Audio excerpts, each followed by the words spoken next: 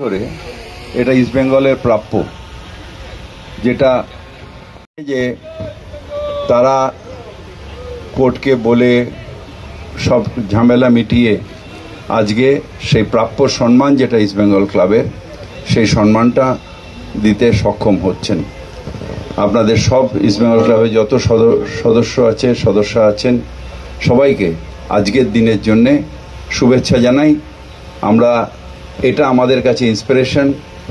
দল খেলবে, এগিয়ে যাবে, আমরা মাঠে হৈ হৈ করব, আর যতদিন ইস্ট বেঙ্গল জিততে থাকবে, যতদিন ইস্ট বেঙ্গল খেলবে, আমরা বলতে থাকব জয় ইস্ট বেঙ্গল।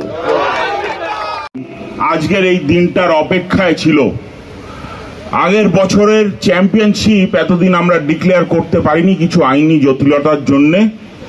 আপনারা জেনে খুশি হবেন যে আমাদের মহামান্য হাইকোর্ট রায় দিয়েছে যে ইস্ট বেঙ্গলকে চ্যাম্পিয়ন ডিক্লেয়ার করা যায়। যে স্থগিতাদেশ ছিল চ্যাম্পিয়নশিপ ডিক্লেয়ার করা নিয়ে, সেটা মহামান্য হাইকোর্ট সরিয়ে দিয়েছে এবং আমরা ইস্ট বেঙ্গল সমর্থকদের সেন্টিমেন্টটা বুঝি। আমরা সাথে সাথে মিটিং ডেকে ঘোষণা করেছি যে আগের বছরের লিগের চ্যাম্পিয়ন ইস্ট বেঙ্গল, এবং আজকে লিগ শেষ হওয়ার আগে আমাদের মনে হয়েছিল ট্রফিটা তুলে দেওয়া উচিত। এবং আমি ধন্যবাদ জানাবো আমাদের মহানাগরিক মাননীয় ফিরহাদ হাকিম মহাশয়কে।